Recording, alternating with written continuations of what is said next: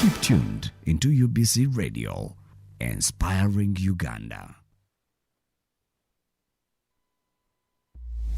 Welcome to Ground Zero Season 2, a show that brings you in-depth discussion ranging from politics, health, finance, sports, and so much more. Ground Zero Season 2.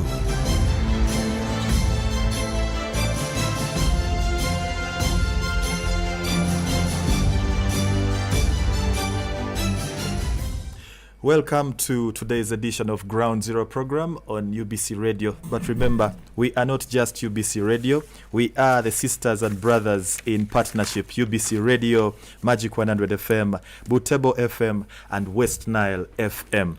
My name is Kent, Tony Kent Chaze, sitting in the big seat that often is referred to as the big seat anyway. Today, we're at a very, very fundamental entity in our lives, very important by how it does affect life, and very important by how we make use of this entity to make life better. We are running down via the theme or topic, utilization of development information in Uganda. Now this, of course, is a post-discussion vis-a-vis October 24th, 2023. October 24th, 2023 is dubbed World Information Day, and on another hand, World Development Information Day.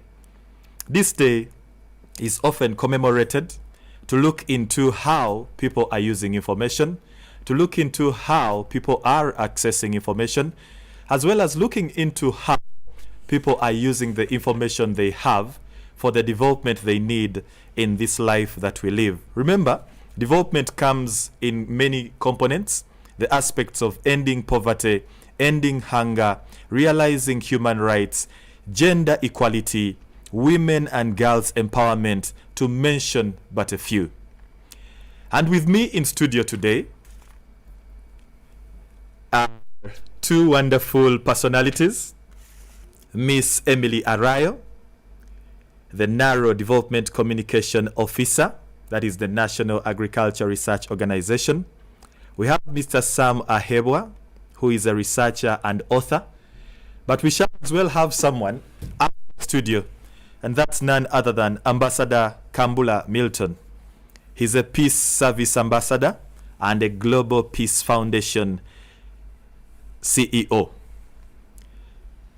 This is the team we have put together today for the discussion we shall have on the utilization of development information in Uganda. Well, as we get along, it shall not be a one-man show.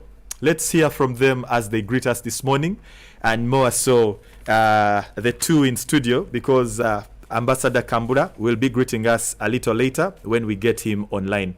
I'll probably start with how do we do it, my dear guests? Do we go ladies first, like Wazungu often says, or perhaps we do it our way? So ladies first. Okay, wonderful. That, yes. Yeah. Good morning, listeners.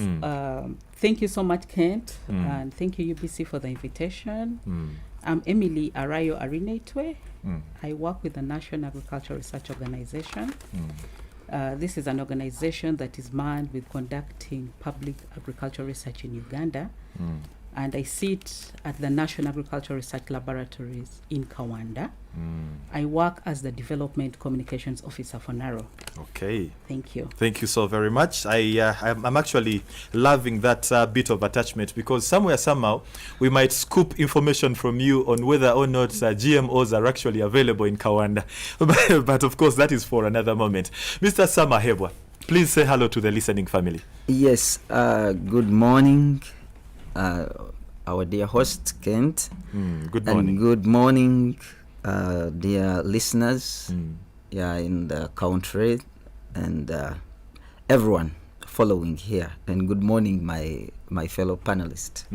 But as well, you should not forget we have Ambassador Kambula Milton listening in, but he will be available to us on phone, online. Okay, good morning to him too.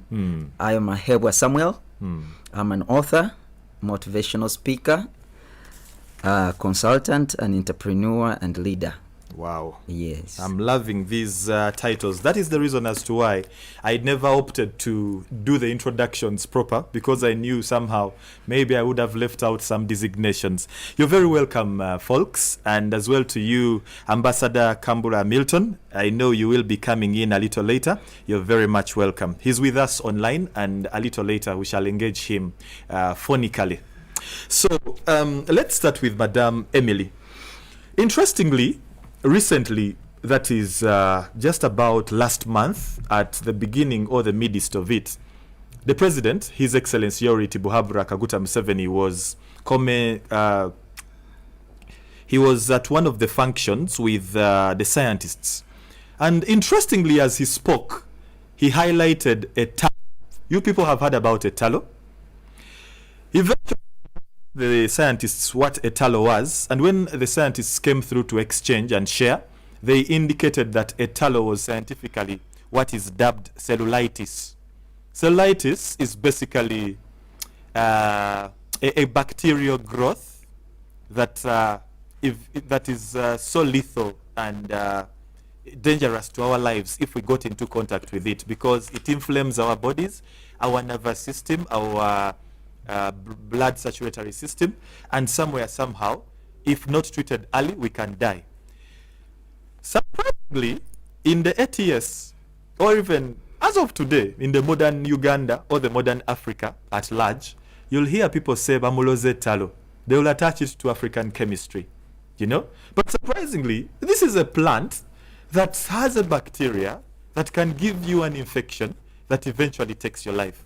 Now, our African fathers and mothers knew about this, and they knew to punish a colleague, I can plant this where they have access, so when they touch it, they get in touch or contact it, step on it, trouble unfolds, or rather ensues. That was information for me. And when I shared it the next day on the radio, on our sister radios at the UBC network, many people told me we did not know this. It is a surprise. We have gotten to know. Information as it is. How are we using information today? Madam Emily. Thank you so much, Kent. Good morning, listeners, once again. I would like to take it from the point that let's first understand what information is. Yes. For some people, they say information is commodity for royals. They say for a king to live on a hill, it means he wants to know what's happening all over his palace. Yeah. Then they also tell us that you are as rich as what you know. Wow. So information is certainly a commodity of value. It's fluid, it's perishable. It's also something that aids us to make decisions. So it's a money,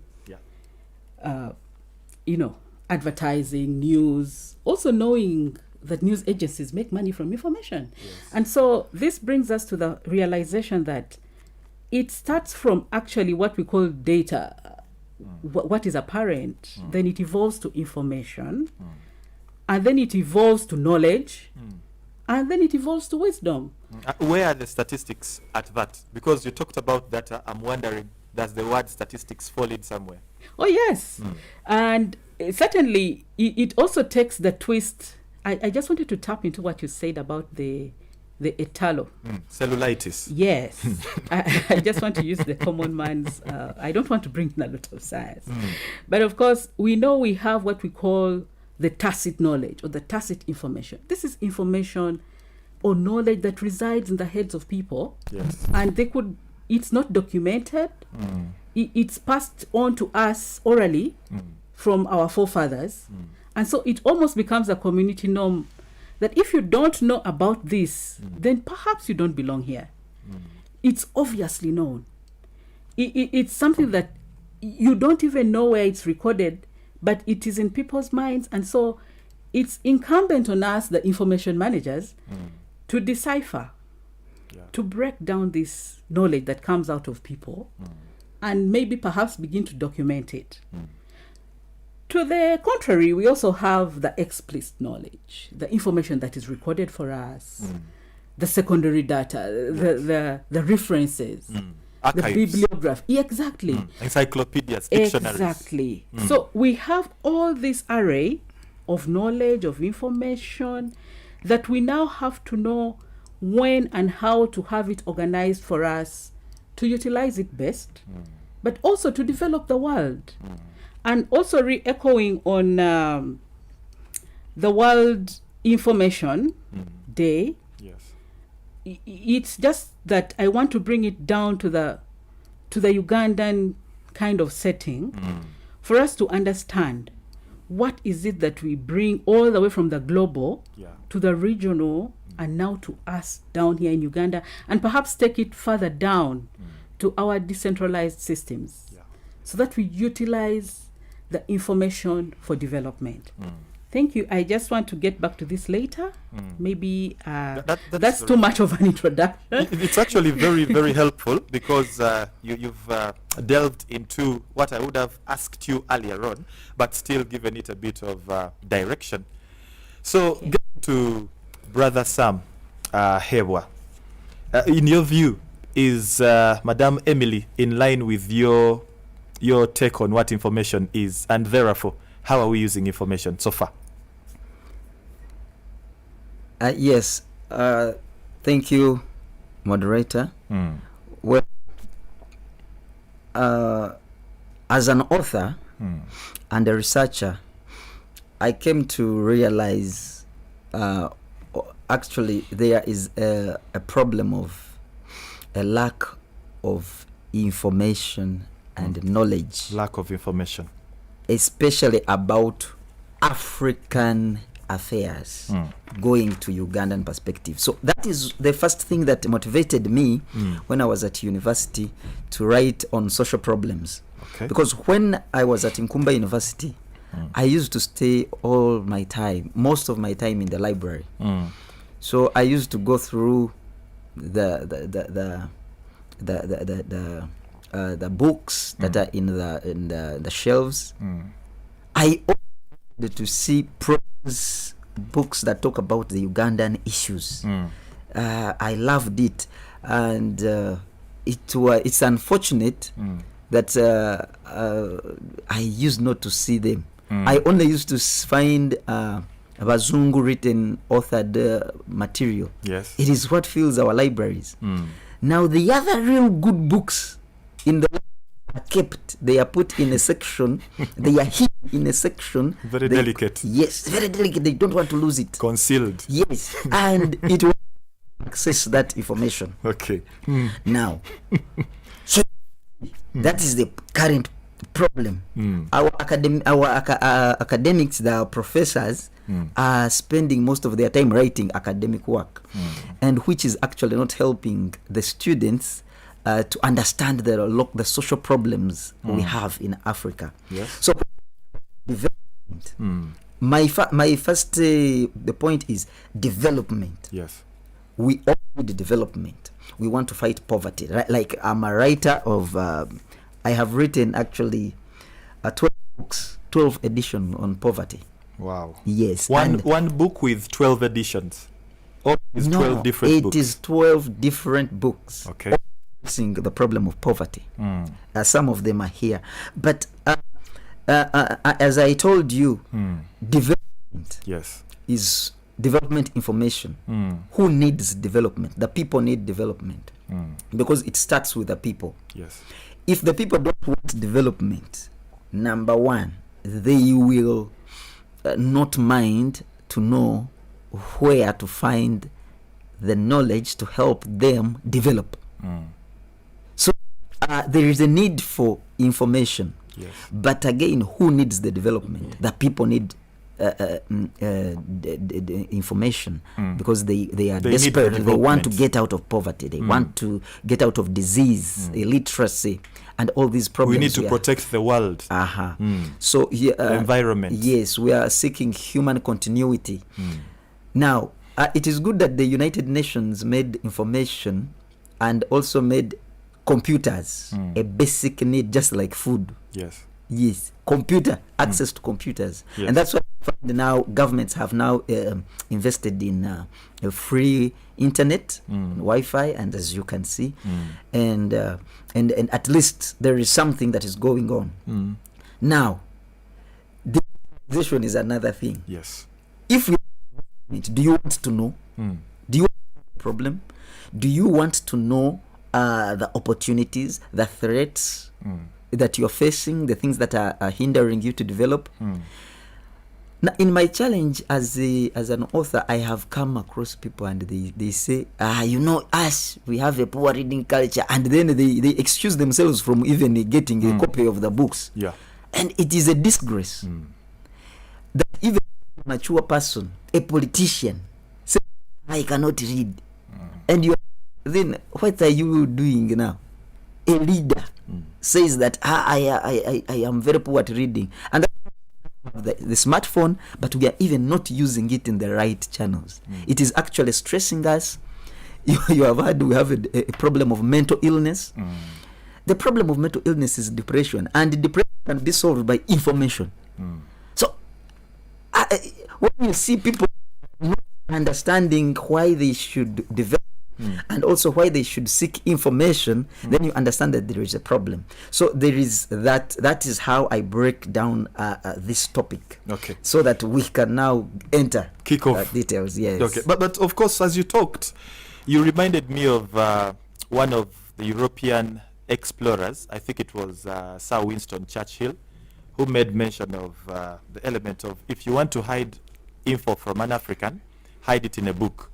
I'm wondering, how good are we, even as regards information in books, vis-a-vis other sources of information? Do we really freely go to them as compared to how we don't go to the books? It is okay. Any of you could take it on. All right. Thank you so much, Kent. Just to join what my brother has said. Yes, that saying is there that if you want to hide something from an African, write it in a book. It's true. But also for us to understand the challenges, we also need to know that our society, being, of course, colonized by the British, we tend to bring English as the main at the forefront. Exactly. It's become our language, of course. But we also know the inadequacies that we have in our country, that sometimes people need to be told things in their mother languages or the languages that they know. And sometimes this comes with a lot of costs, including translations and all that. And being a diverse country we are, Uganda is such a rich country, of course, we have all these. And it gets to the level where people would think a statement in English is the standard. It can be taken at that level. Yeah. But now the fundamental thrust of work comes down to the technical people.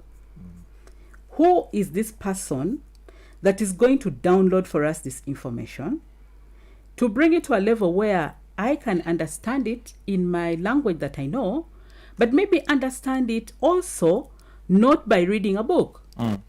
These days, ICT has helped us a lot. Of course, ICT being an enabler, it has taken on the various forms that we use in communication. We have the podcasts, we have all these picture galleries, we have the internet, we have radio, we have a lot that is coming in, including the telephone and the SMS and all that GSM technology. So it's now upon us to translate and utilize the available infrastructure that we have. I was telling a colleague that, well, we have roads in Uganda that really go bad during the rainy season. And sometimes you can't even cross over. But what has stood out to be a good asset for us is the interconnectivity. You'll get a network for a telephone at least. Yeah, you can make a call. That's and right. This is an asset we need to utilize. So for me, in my understanding, for us to be able to utilize this information, we need to get people who are, maybe if I could call them the content creators or the managers, who then bring this and download it to the level where we understand, but also validate. Go out there to check and pre-test, and then make it popular. Popularize it. Make it known to all of us. And And then we can utilize it. Because when we are designing information, we are looking at the end user, who is the audience. So do we know the kind of cascades of these people? Do you know where they are located, and how do we reach to them? But also giving an opportunity for them to utilize the information and give us feedback. Actually, Madam Emily, I was about to interject you a little with the question of what enables the translation of the information. Because we have seen images, we have seen texts, we have seen or watched videos, we've listened to speeches, some info is coming digitally. But then how you perceive it, how I perceive it, how Sam perceives it, or Ambassador Kambura perceives it, or even as well the listener, will be a different perception. So what enables this kind of translation to understand that information? Oh, thank you, Ken. Because it's after understanding the information that I'll then utilize it. But you realize Kent will be on the radio and tell people, tomorrow we are making a march to narrow offices because we want seeds for agriculture. And then some people will actually do a demonstration, others will do a riot, while others will simply march to narrow. It's a communication to march to narrow. Yes. Misperceived. So what enables these translations? Now, translations come... Or understandings of the messages, the cognitions. Okay, let's use the word message now. When we're dealing with content, we are having a message that we're sending out to the audience. Yeah. Now, the message comes in different categories. Of course, for you to reach a wider audience, you could bring in the visuals, bring in the written text, bring in the audio, the cartoons, and everything. Graphics. Yes, that takes the message to the person. But it's also good for us to bring a background of this message clear and early for people to appreciate. Yes. And so as you're writing this text or you're speaking and voicing out this radio broadcast, you're moving with the person you're targeting. The challenge we have is that sometimes we, the communicators, do a disservice to our audiences. That we want to bring them at a level where we are, and yet we know that right in that segment of the audience, they have never interfaced with this kind of issue before. And so they need a soft landing. They need to be given time to appreciate and understand where we are coming from. But sometimes we rush out this, and then we make it limited to the few who have struggled to hold on with us and move with us. So it also comes with issues of interpretation, issues of understanding and background checks. Plus language. Exactly. You can't tell people I will koto in their kopo or something or koho and expect them to all understand. Wow, that was my guild president then when I was a student in Makere. And sorry, you must have missed out on lots of his communications. Of course, style. Of course, it also comes with style. And I think there are people he reaches, but maybe a few of them. But the popularist, the mass media approach, the way we want people to listen and understand and take action, because we don't just communicate to fill spaces in the newspapers or to come to radio and take up airtime. We are communicating for action, and this is what we want the community to this is actually the output of this message. If I take you back to the days when COVID-19 was such a pandemic here, and it took even the president to talk to us. Yeah. And you'd see the way he's downloading this information and trying even to bring it to the local language for us to understand that you have to mask up your face, you need to wash your hand, and you need to keep a distance. Yeah. But you can remember the actors that came on. The media was there telling people this. The social media now, when it comes to the WhatsApp groups and the SMS, and the message was, it was all. Yeah. This is the robust kind of approach that we need to engage to have people understand what we're talking about. Okay. Of course, sometimes they're limited by resources. Yeah. Okay. Let me get back to Sam. Of course, Sam talked about what he made as an observation that information about Uganda was lacking at some particular stage. We have definitely brought it down to Uganda because much as this is a UN recognized day, Uganda subscribes to UN. And by the way, I think if I'm not mistaken, it was in 1972 that the UN General Assembly did establish this day as World Development Information Day, the day in question, October 24. Of course, we have gone past October 24th. We are now in November. But why we bring it back is because this day has been pinpointed so as to see us improve on our dissemination of information, but in that doing, mobilizing public opinion, especially among the young populace, for the development that we need to see going forward. Now, you said that information about Uganda was lacking, and I'm therefore wondering, when you approached those other sources, the concealed or much protected sources, did you find information about Uganda? And two, did you ever ask why information about Uganda was not as available as the rest of the information there was? Oh, yes. Thank you very much, Kent. Yes, I inquired, and obviously it is obvious for the libraries because actually most people are interested in that information. Wait, you say it's obvious for the libraries. What is that obvious? It's obvious for them to hide. Really? Yeah. Why? Yeah. They don't want to lose. You know, there is a way students behave. To Yeah. preserve. It's rather preserving than hiding. Yes, yeah. Okay. But that preservation is wrong. It's in quotes. Yes, and the reason why we are preserving it's because the information is limited.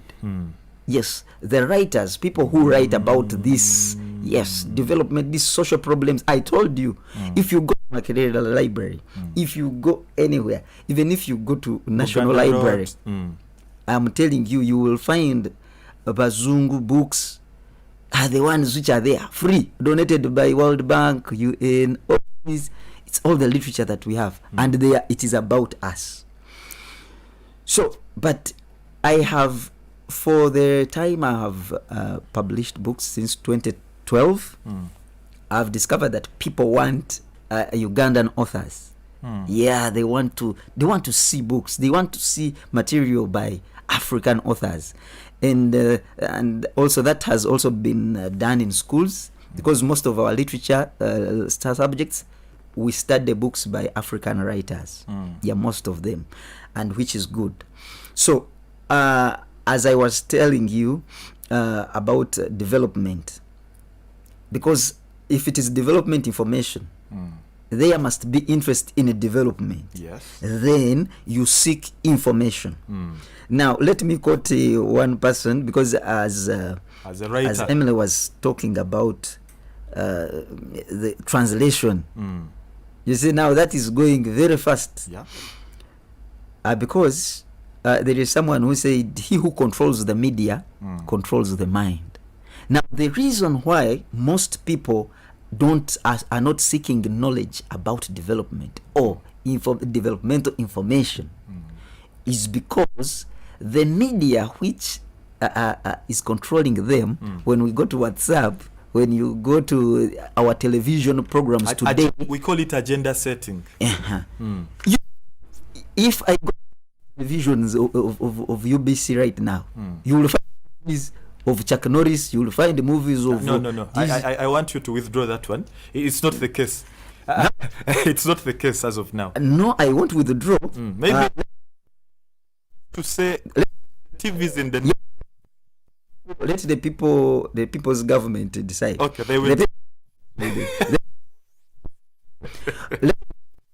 On the channels right now. I will not me in my own house. Yeah, I'm not, because that is the principle of information and Yes. and development in information. Yes. Because I cannot be threatened to speak what is there. I have to That's what is there.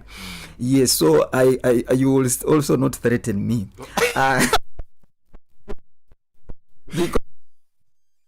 No, there won't be a fight here. Yes. So which kind of is on the media, on the radios. Yeah. Yes. The content. Yes. What content is there? Content. It is both on the mind of the people to get. It's not helping in terms of development. Basically, probably, or maybe editing, yes, or anything of the sort. You see. Madam Emily was talking, she was like, you need to bring information which gives the listeners pleasure and all. Mr. Hewa, I'll ask you to be careful how you mimic. Yeah. No, you see, that is what when you hear a radio station, yes, like, I don't want to hear this one. Yes. Someone changing it. You understand what is there. There is a problem somewhere. There is somewhere. So you observe. Even you ask yourself, why are my children changing from this? They don't want this. They want this. You realize that their minds have been controlled. So as we are discussing on information, the policies are there. We have departments of government. Yeah. We have UCCs controlling all these things. Ministry of ICT is controlling, and we have all these departments. We have media center giving us info. We have all these things, all these channels.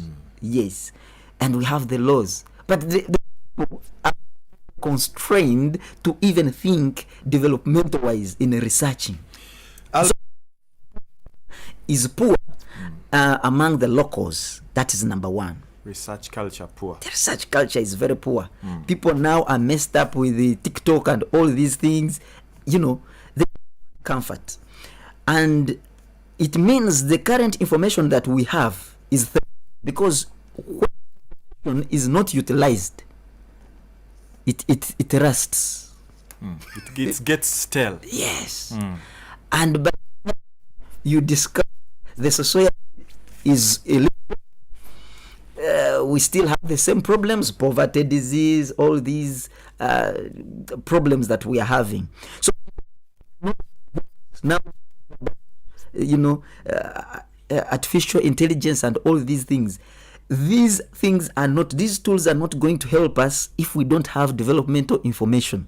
So if the people is very poor in seeking information, especially right information, not information which gives you comfort at home, information that you get through obuzanyo, through cartoons, as our kids now love, this kind of content. Seeking. Yes.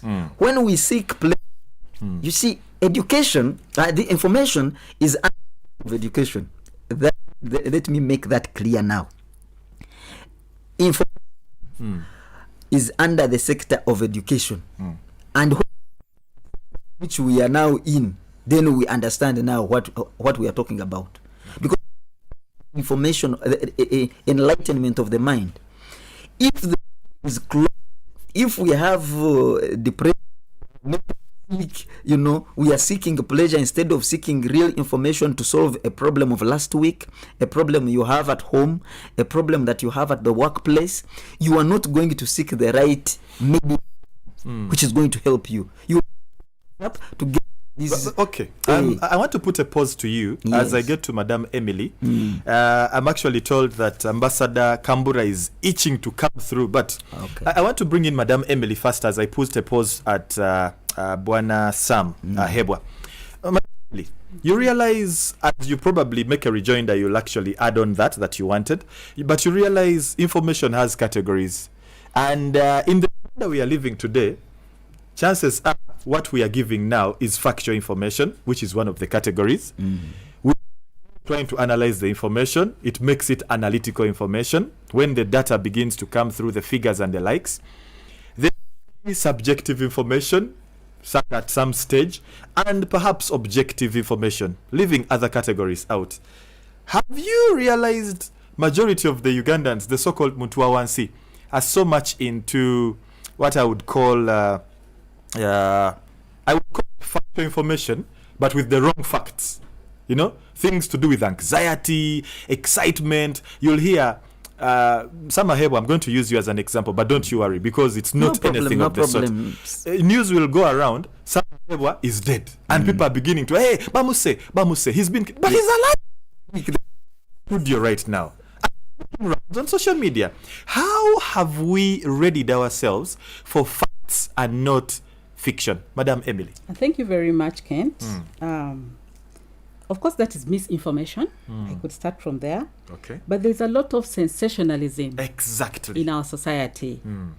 And you would imagine that people who have the best ICT, if I may say so, are still the same people who are spreading this misinformation. You know, in news, of course, we have the grapevine, then we have the rumors, we have that array of. Yeah. And of course, they tell you where there is some smoke, there could be some fire. Fire. At least from my training in Makerere, then it was like, yes, those are the sources. It starts that way. It starts from the grapevine, and then you go and dig and find the facts. But coming back to you, who is the information manager or the content person, how do you verify? You know, just like with research. And it's good I'm sitting here with a researcher and an author, which I also do. There are things which we call pre-testing. Now, when we are pre-testing, we are first of all looking for the facts. These facts could even include the name of the person and spelled properly. I always find corrections in the media. Sorry, we meant to say this, but it was supposed to be this. You send a field person to go and report about someone, and then he doesn't know the name of the person giving him, you know, and you're wondering, so what did you go to do? We also have to opt our kind of curriculum or entry for people to come and work in the news. They really have to have the salt it requires. Everyone purports to be a journalist in this country.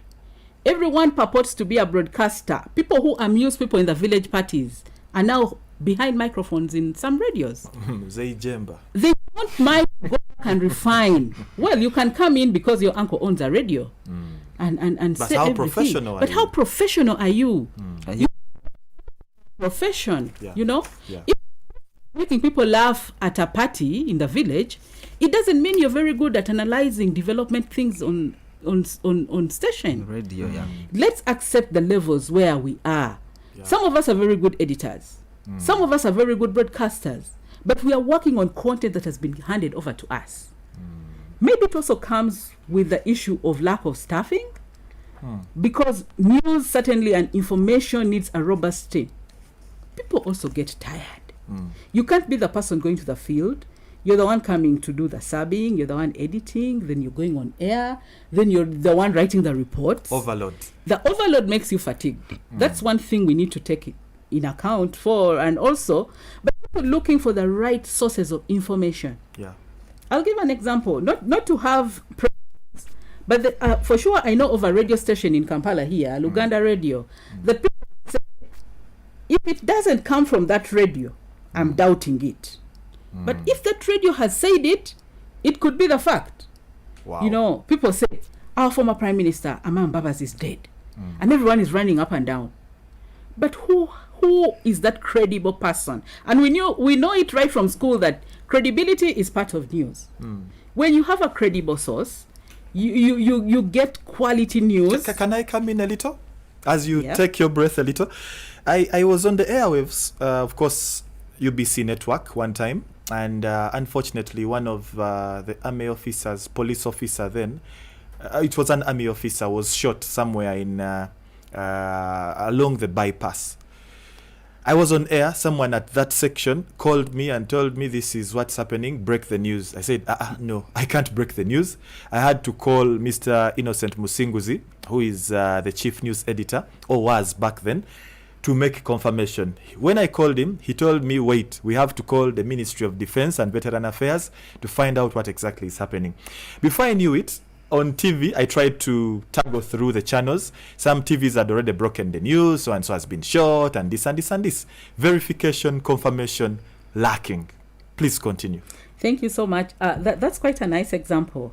But also, we always say, you'd rather delay it by a few hours and let it come out the truth. Let the truth come out.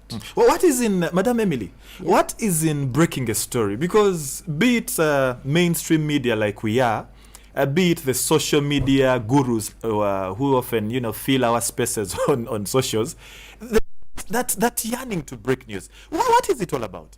Perhaps it comes from the trail of gossip. I don't know.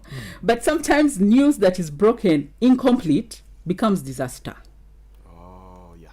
It's good for you to take a few more hours, verify, get the details, and when you come out to speak about it, it's truth, it's factual, it has the details. And that's why, for example, in the newspapers, you find people doing a weekly review, people who are doing an analysis of a story that is still coming up. Well, they've announced that such and such has happened. It's hard news. It comes out.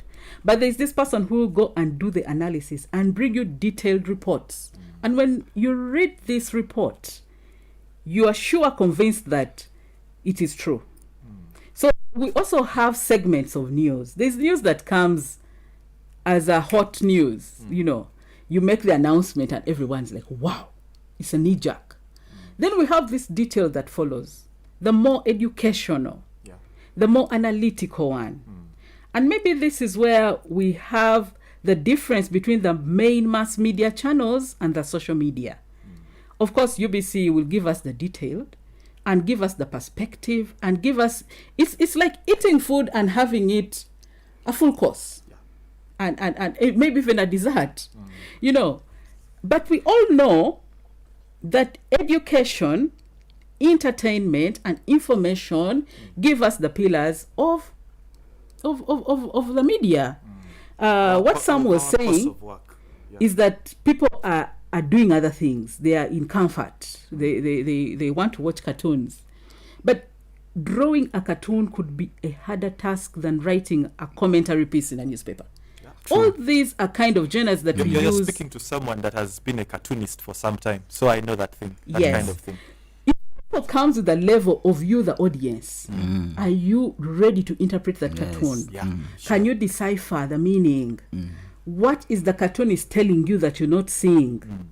There is a lot of unpacking in the cartoon world that some of our people just take it at 5%. Very true. And they say, oh, this man can draw. Yes, he can draw. He has the gift of pencil and paper. But what are you learning from the message he's putting before you? Just like even with news, the people who will listen and say, it's time for news, let's listen. But he's off track in the first 2 minutes of the news broadcast. He will be listening to, if I may use the word hearing, but he will follow what you're telling him. Internalizing. So audiences are like that. They're people who pick up information very fast, but they're also the laggards. Then there are also people who just want to feel what they think. They just want to add up what is not even in the news to top up the story and begin another angle, which could be diversionary or which could be leading to something else. Okay. And so we have this mix. When some talked about people not caring about development, not everybody is supposed to plan for this country. Not everybody is supposed to understand development information anyway. But are the ones meant to understanding it? We are all meant. Are we all meant to understand it? But to understand it, it I don't want you to say we must. We must. As human beings. We should. But in reality, there are people who don't even care. We have this SDGs, the Sustainable Development Goals. I come from the sector that does the farming. And right now, people are busy because it's a rainy season and everything is going on. People are busy in their farms, they're doing this. But for sure, someone knows that, this land has suffered a lot of erosion. They know that you can use the compost. They can even use the manure from the farm, but they don't care.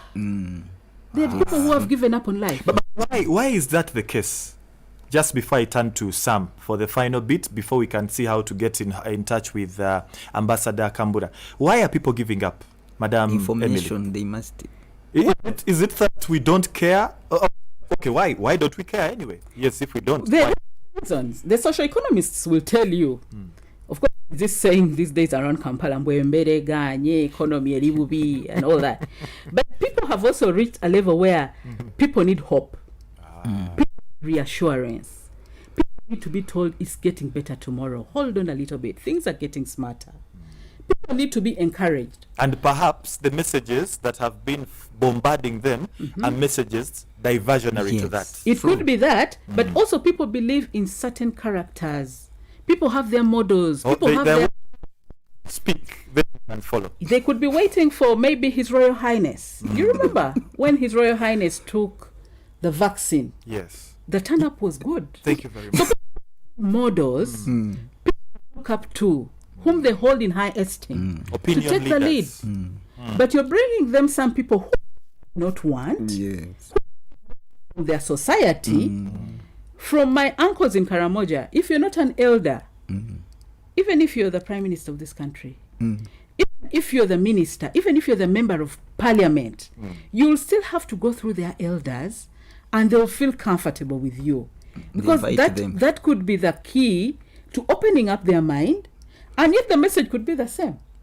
The same message that would have been sent by someone else is still the same message that you give to this elder that will unlock the minds of the population. So we as communicators, we need to know who is the carrier of the message. Because the audience is waiting to take action upon the statement of this and this and this. The person they feel belongs to them. The person they feel has said it, you know? Someone else would have said it even better than that anyway. But they have this belief and they're convinced that it's this person that will bring change. Okay, thank you. Well, we are streaming live on YouTube. Simply search for UBC Radio and you'll be good to go. Meanwhile as well, we are live on Magic 100 FM, Butebo FM, West Nile FM, and UBC Radio. Well, just in case, UBC Radio is on 98.0 FM in the central region, 97.4 FM in Arua City, and 99.4 FM in Lira City and the vicinity. I've as well received a message of confirmation here from Ewan Dimoko Richard, listening in from Gulu. He says, I'm enjoying the program. Thank you, people. And as a communication student, I am learning a lot this day.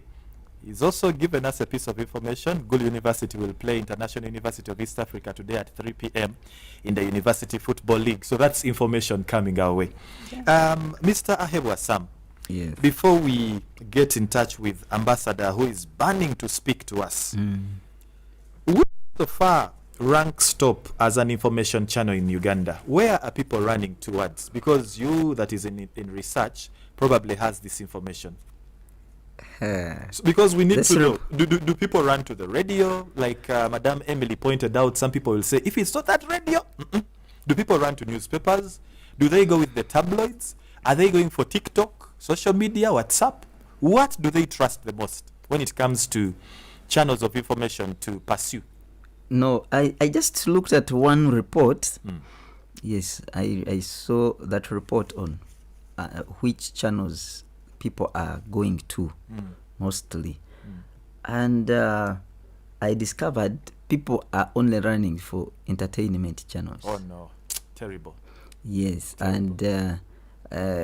And that report, even if you go on, but of course, when you say people are running for and to entertainment channels, what category of people are we talking about? The elderly or now these ones are women mostly. Men are not obsessed with the television. Telemundo. Yeah, they are not obsessed. They are women. And then their children. Soaps. And these ones are running for cartoons, for music, entertainment, films.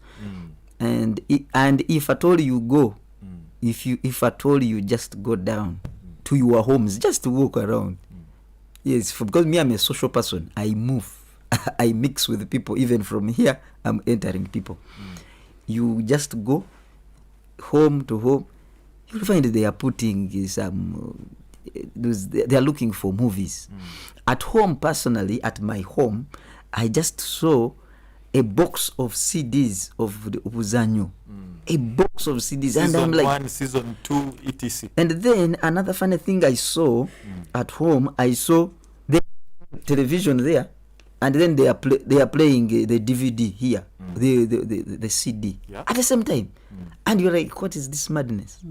And the kids are watching cartoon, the elderly women, and their followers are watching. Please don't squeeze women into the corner. Yeah, most overtaken reports. Yeah, so they're swinging on which television is being followed. So that is so. Would you, in that case, blame the television, the media house, for then giving people what they want? No. It might not be as useful. No. Yes, the answer is no and yes. But as I told you, the media is the control of the mind of the people. What you put out is what they will develop it for. Yes, if you put out agriculture, they will love agriculture. Okay, I think you've made a point that is pricking Madame Emily. Yes. Thank you so much. Someone said something nice, that there are people watching television in one corner of the sitting room and there are people listening to music. He's forgotten to mention there is that other one who is busy on their phone. Could be. Now, at one point, we used to listen to radio religiously then. We had Radio Uganda. Luckily enough, we started having Sanyo Radio, Capital FM, and even upcountry the radios. Well, the radios are now many. Yeah. It has reached a level where we are spoiled for choice. Yes. And it has reached a level where competition is really at the peak. And what goes out now is, which radio are you going to use in Mutiana, for example? I once worked for Farm Radio International back then, and we had a project that was trying to use radios to inform farmers a program aired. And then you begin to look for the audiences, because women play a lot in our farming. Yes. At what time is a rural African woman ready to listen to radio? And for that one, they sometimes are passive listeners because a woman is busy all the time. Yes. Yeah, sure. So now for us who are in the information in this sector of ours, we have to be mindful, because the business of radio is still growing up. Yeah. The listeners are excited that they have radio stations that they want to listen to all the time, and they don't have enough time to stretch the day. So they have to listen to what is happening here. And happy are the owners of those stations to give what exactly those people want, and to them. And the advertisers are looking. They'll tell you, where there is a Telemundo soap, we have to put there something from Unilever. Because the housemaids are watching, and they're the ones who wash the clothes. They're the ones who instruct and say, well, today we're going to use Omo, we are using Nobi. Yes. So advertisers are beginning to tune themselves to fit into the rhythm of how the consumers of this information are behaving. And so it's a more serious work for us as information managers. People who did this work years ago, when there was Radio Uganda and UTV, then that used to start broadcasting maybe at 6 p.m. I think they had a lot of time to do research.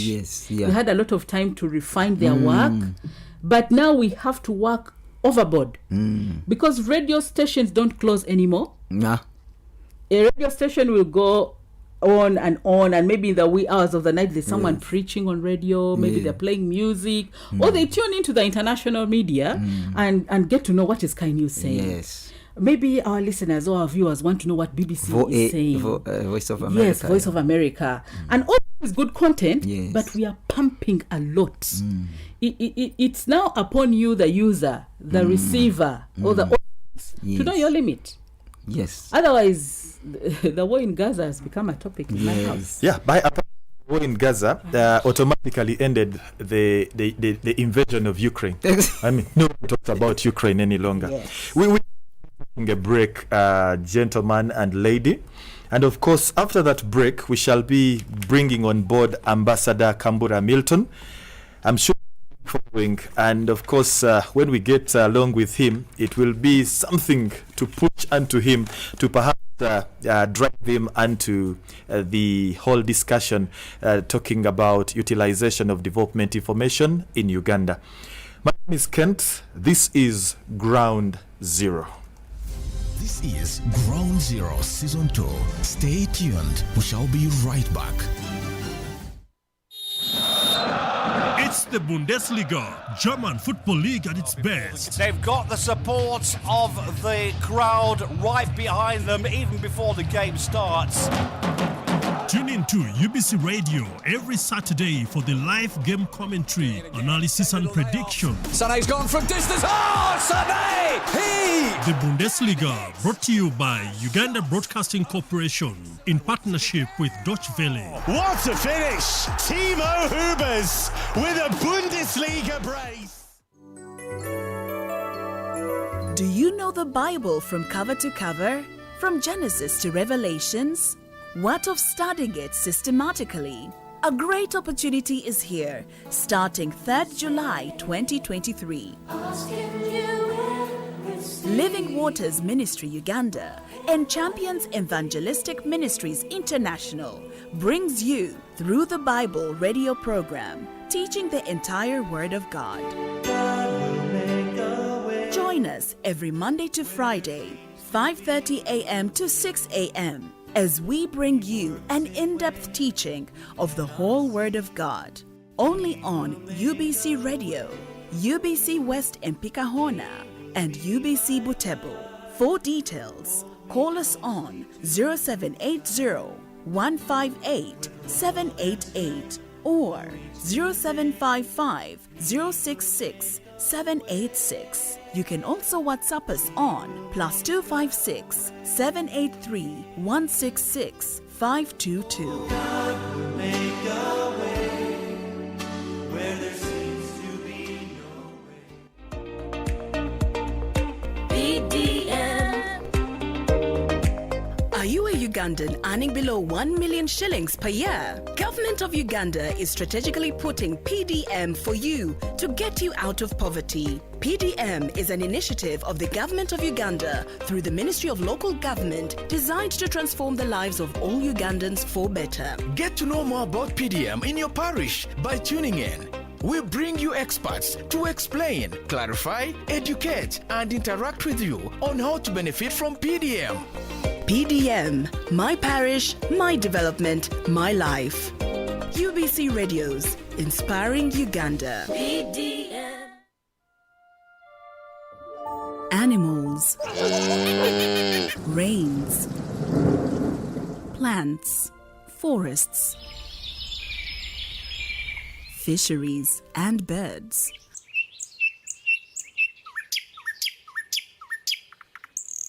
Water, land, sunlight, rocks, and air.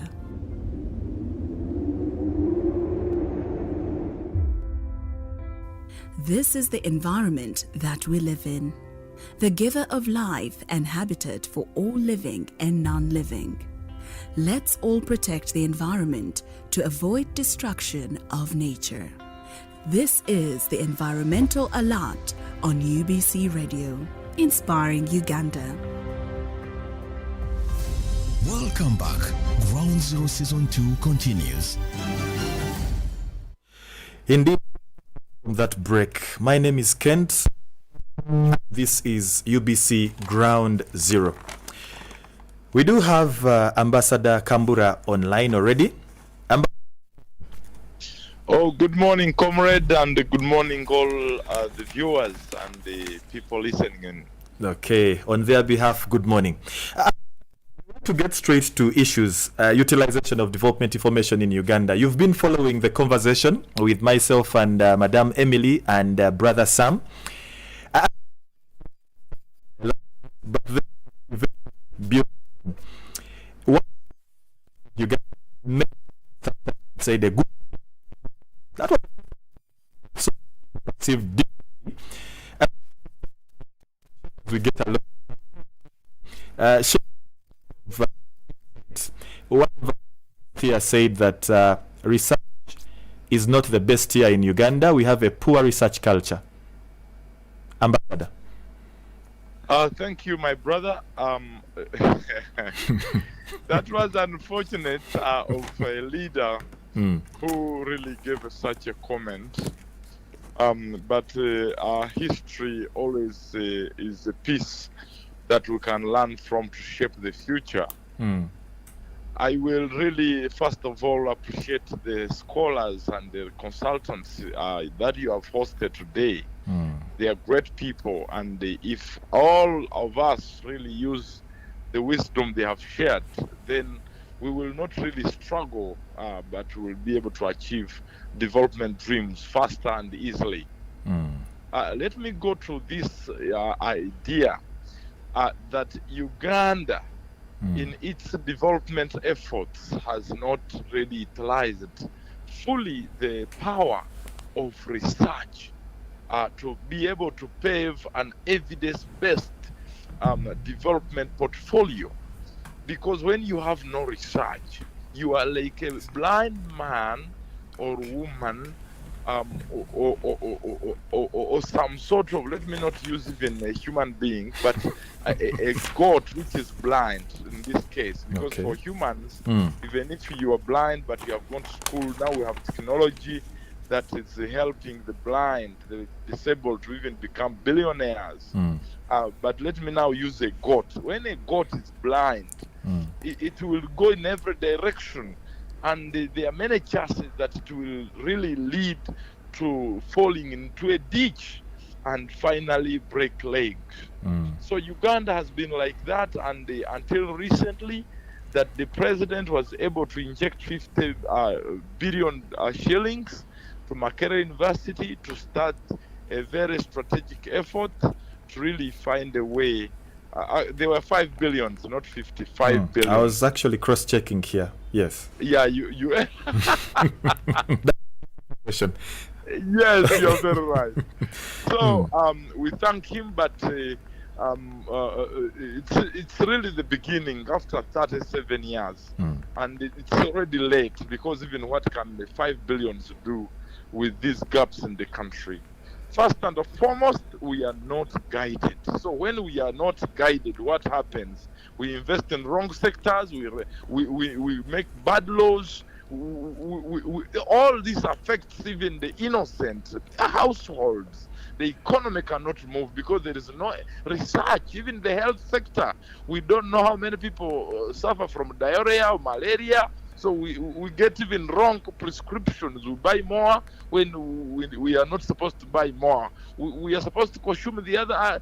So the whole country becomes to whom it may concern, or to whom some people who are known are the ones who take opportunity. So let me go to the point that really I feel Uganda must change.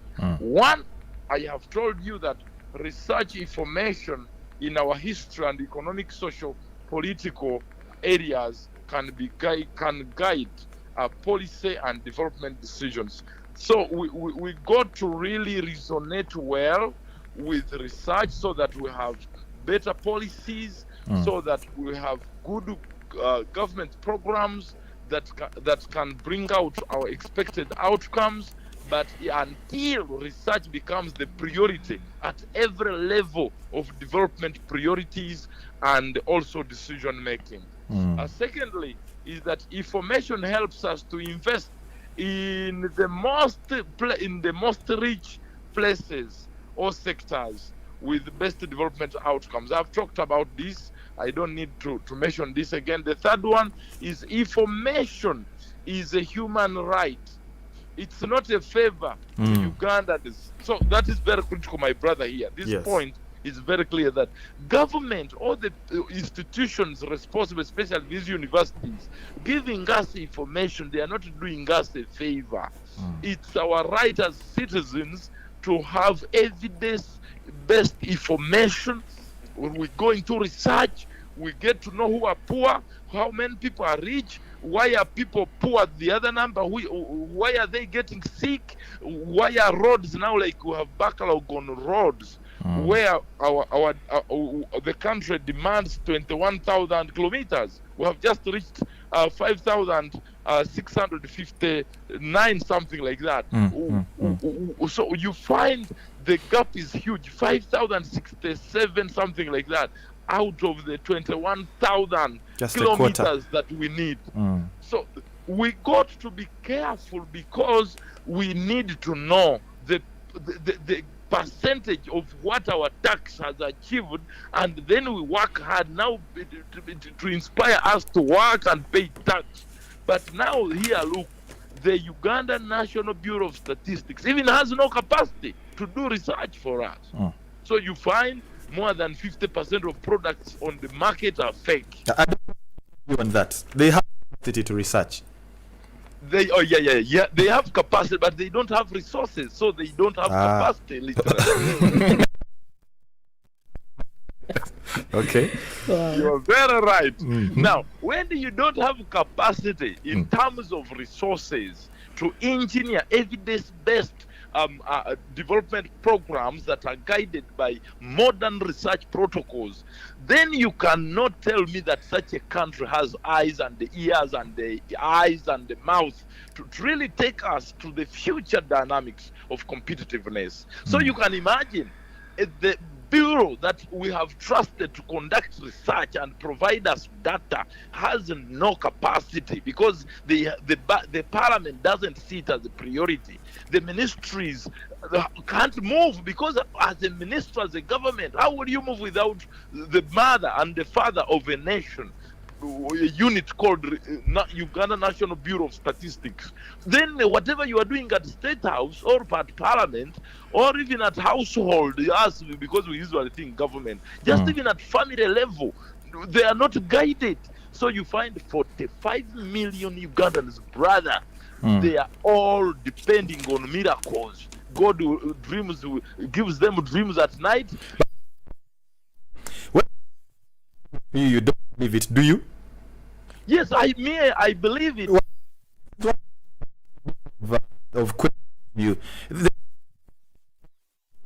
maybe the beginning of this year, that from within the National Bureau of Statistics, that Uganda had reached middle income status, from the World Bank indicating. So, no, it was my father who brought that argument, because indicators of some individuals wanted to mislead him, and somehow the Uganda Bureau of Statistics opposed him. Say, the father of the country, His Excellency, the figure you are bringing here is not from our office. Because these indicators, the poverty levels are still down. Our dependency ratio is still high. And look at the quality of the all structural performance. And the household income has not reached the amount of where middle income population is. So somehow he had to back off as a leader. He thanked His Excellency the President. He no longer talks about it. But that was really something that we needed to pick as an example. We got to fund these people called the statistics people, because they are the ones who give us where to begin, what to invest in, or what to take priority. But our house is not in order, and because we don't prioritize people who are talented, we go on to actually bring people who are just talkers in our offices. What they talk with the so and so's daughter, who was a fighter, veteran. We forget that quality manpower in the government that is recruited based on guidance of those perimeters will give us the right people in government, the right indicators in development. They will give us the right development outcomes. But at the end of the day, as I conclude, because of time, is that information is our compass. Because it lights and gives us direction into the desired future. So, my brother, information brings peace. Since all people are informed with the right sort, with the research can guide us to make a right sort analysis of our strength as a country, as a government, as political parties, as religions, as kingdoms, even families. So research can give us the indicators of where we are weak. But now this country, everyone thinks everything is okay. Everything is okay. You understand? Yes. But research can also give us a thesis, a framework of our opportunities of our natural resources. Right now, you are listening to me, Ugandans. Did you know that we don't know the value of the minerals we have in this country, the value we are, because somebody has come, because these are foreigners, they told, for example, the president, to help you get to know the value of all your minerals in the country, and we bring our choppers and our technologies to go around the country and tell you the figure. We need 50% of the value of those minerals.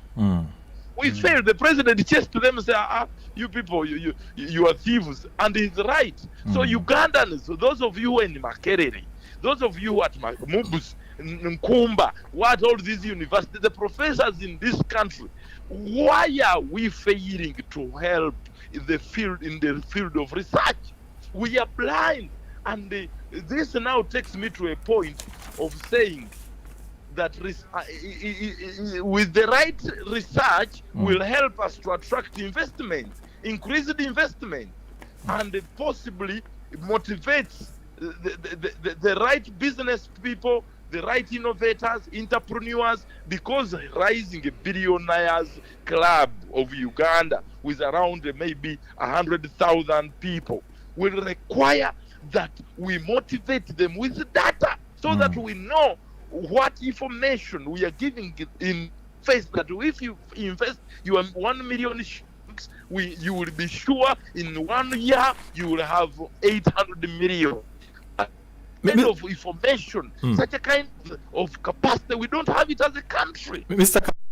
Are you saying that with good research or improvement in research, it would help the country Uganda achieve good information usage all in all? Exactly, but now the information we have is the Rugambo. We have now the people of Rugambo are the ones on media. Can you imagine? The researchers are shut down in this country. If you give a statement on this radio and they say 22% of Ugandans, for example, are like this, and you use your individual research like at institutional level, private sector, something, do you know government will arrest you? They will arrest you. Why? Because they have abandoned their National Bureau of Statistics, which has a research capacity inadequacy of more than 60%. But now if you're a private person, you say, let me build a research bureau to provide this information to guide the government. They will arrest you. They will even instead believe information of a Muzungu whose research data system is to supply the foreigners in America and Europe. Propaganda. Propaganda. And so we are shooting ourselves in the foot by not recognizing the power and the value of researchers and consultants. That is the sector that we must respect even more than religion. So the fact that the major drivers of information dissemination, media houses, and perhaps I would say the media in general, on what would you blame their kind of action giving to the wananchi what they need, which in most cases is not what should be the driving force for development? What would you blame that on? I mean, they need the money, so they give the wananchi what they desire.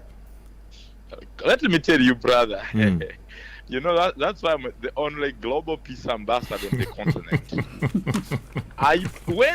When a leader takes priority in field X, the whole country focuses on that. Have you understood what I'm saying?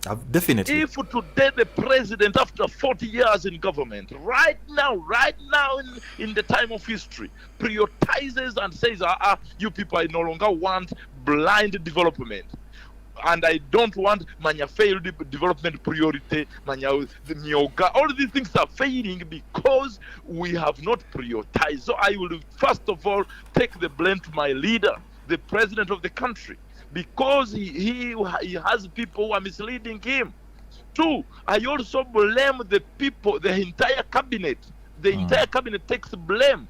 Because if right now I get a calculator and I say how much tax have Ugandans collected since 1986 up to today and what is on ground, you will realize that much of those resources have not done anything but just because they have either taken it to wrong sectors and have made losses, or somehow vice versa.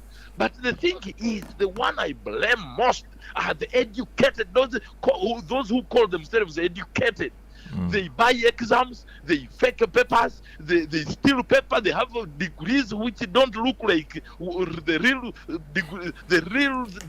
I mixed up with professors who cannot speak, and I said, oh my God, what is going on in this country? The educated are in parliament boxing each other. They cannot go into researching what are the gaps in this country in terms of education.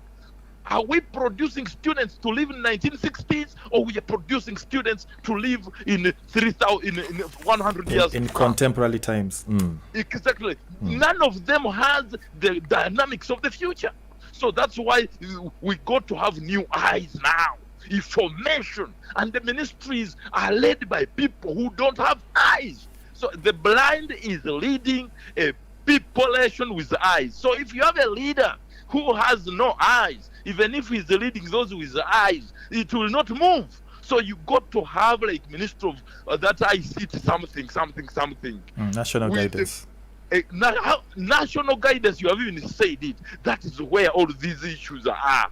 So we need a council there of thinkers, people who speak without abstract boundaries, who can see the future. What does the future command? Artificial intelligence, with the power of creativity to be at the center of examination assessment of our learners who are going to shape the country in the next 10 years. What are you feeding them with at the primary level to shape their future relevancy? So somehow, these Americans are hitting us on the head. Europe is hitting us. The Chinese, we think they are our savior. Going to Brexit is useless. We got to close our borders and navigate, start putting on our back clothes, because we are sure in the next 10 years we will have improved on it. We should dig and plant our cotton and open these industries, clothe ourselves, make sure our animals in Mbarara, these cows in Rwakitura, can now make sure that we have value addition on the skin, on the hides, and make sure everything is important, even including feces, to produce safe energy and clean energy. Well, on behalf of Ambassador, I'll beg for apology. One particular word was a little too heavy to use, but it has actually passed. Ambassador, yes. You said information from the other world, which is not our world. They were probably the Western world, but still we've used much of that information to end poverty. Here, Emily at Nile always telling people to grow a particular kind of seed, a particular kind of breed coming from the other side of the world. We human rights. They are often telling us, and we have their information. They are gender equality, empowerment of women. It's the should we blame? Should we? My brother, I'm just laughing at you. Can you depend on the information of your enemy to have a development program for yourself? This is a colonial master who wants Africa to remain the way it is, in confusion, conflict, and poverty and disease. Now, whatever they are doing is to make sure you and me even don't talk to each other. They even make sure that our tribes become problems to our unity. We have killed our traditional religions, our traditional knowledge, and we think without a Muzungu we cannot survive. The problem is he wants us to write a clear problem statement. We no longer need a problem statement to represent the inspirations of Africans. We got to say, the main challenge we have is that we are blessed with a lot of natural resources that can lift us to become the superpower. How can we now unite as Africans to build our own evidence-based development? So that we stop this talking too much, but producing our own clothes, shoes, our democracy, everything that we see around. Wow. So, my brother, the issue is with the president and the people in parliament and all ministries and all the schools and parents, everybody start taking priority in terms of being guided on everything, on research. When research is out, like now there is something cropping up that Office of the Prime Minister uses 4 trillion in buying firewood. Do you know what it means? Can you imagine how stupid are we to the extent of using 4 trillion on firewood? These are forests. I mean forests. And it means cutting our future down. It means that the people there don't think. There are people who are not seeing the future. 4 trillion is enough to build 400 factories for value addition to manufacture solar powers for these panels, and every household to get a solar panel for free. And you light up the cities, you light up the houses, you light up the schools. Now, that is where my problem is. The issue of gender equality. How will you achieve gender equality, even human rights, when Ugandans don't have a responsibility to speak out, to stand together and demand for human rights, and even walk the way of challenging those in power? Civil society is also depending on Muzungu's vision. So we need to stand up, brother. Research should be at the center of everything we are doing. It should be the one commanding us on what is next. Not the talkers, but research must speak first. Then the rest moves forward. He goes Ambassador Kambura Milton. He's the Global Peace Ambassador we have, and he actually stands for, or probably heads the Global Peace Foundation, a very great entity when it comes to, realizing the realities we need to have in society today. We think, but please keep listening to us as we get to the conclusive bit. Thank you, sir. Okay. Wow. Madam, Mr. Ahebwa, you must have, taken some notes from Ambassador, but you did make some interesting addition that we need tax information. Answer to that before we open the phone line to the information.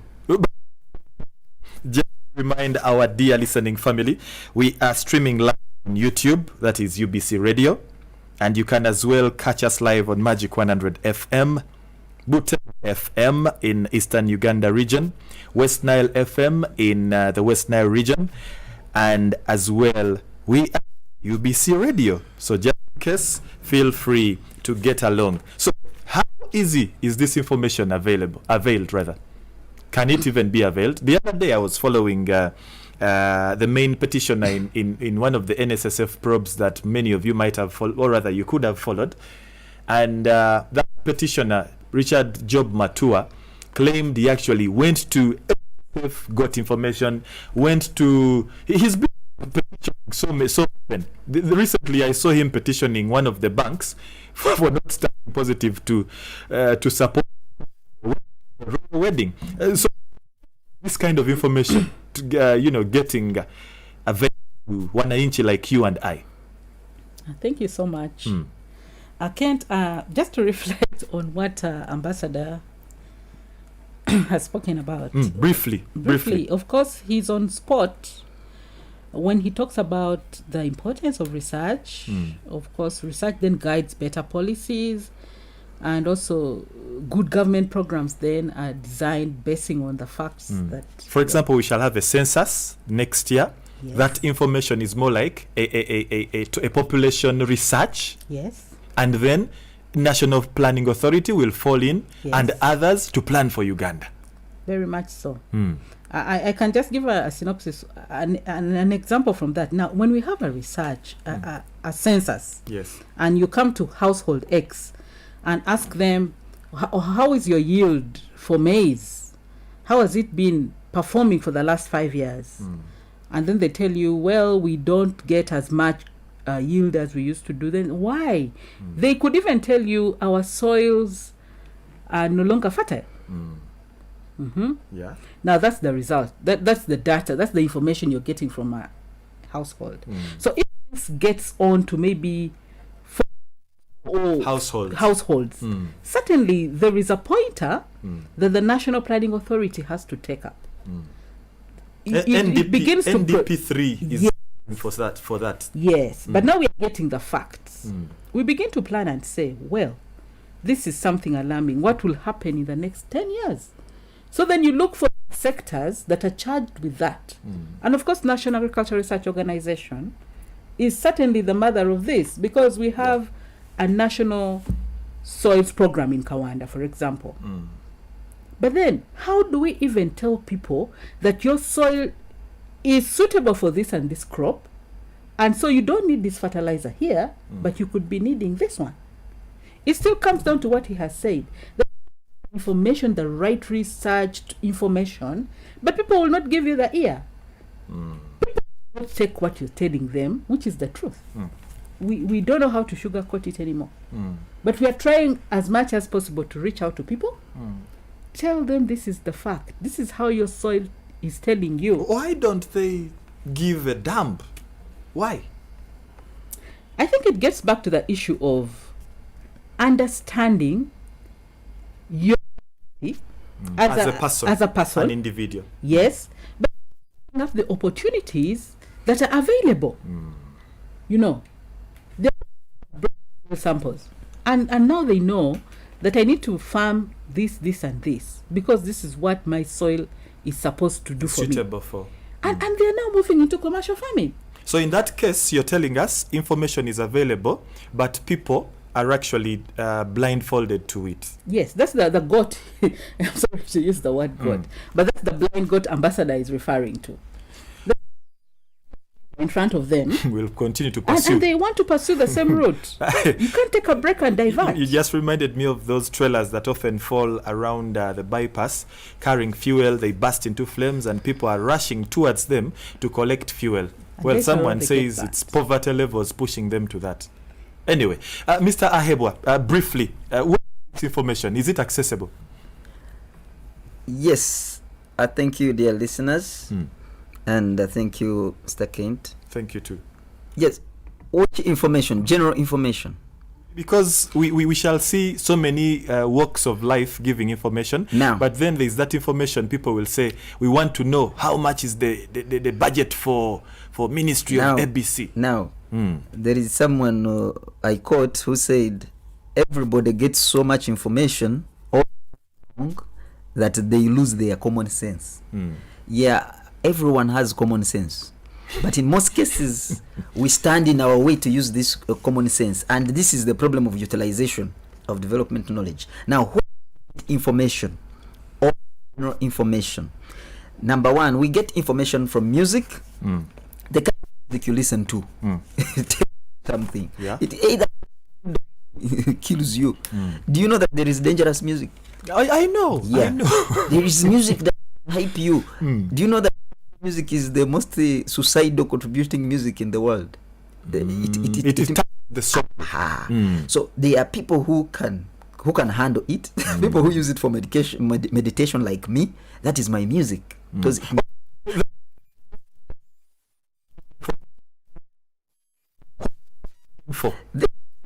This is it, because the so-called budget of, let's say, Parliament, the budget for UBC, where is that information? How is it to get? You said that please. The sources of information for any person who has common sense. Then I come to you.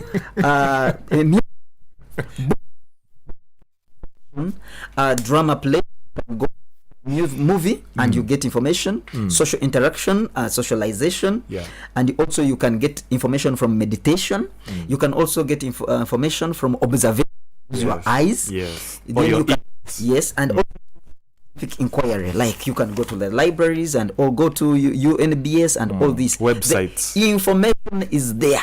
The information is there, and some of us are us. But we have written on poverty, and the government is still struggling with poverty. But so you have to use all these use of your common sense, because we have the common sense. But the problem is we get too much information and we lose it. So we said it that sometimes the availability is there, but what is available is not as factual as we might wish to have.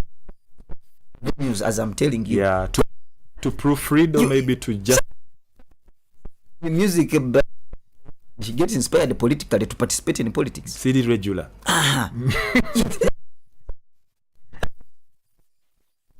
Okay.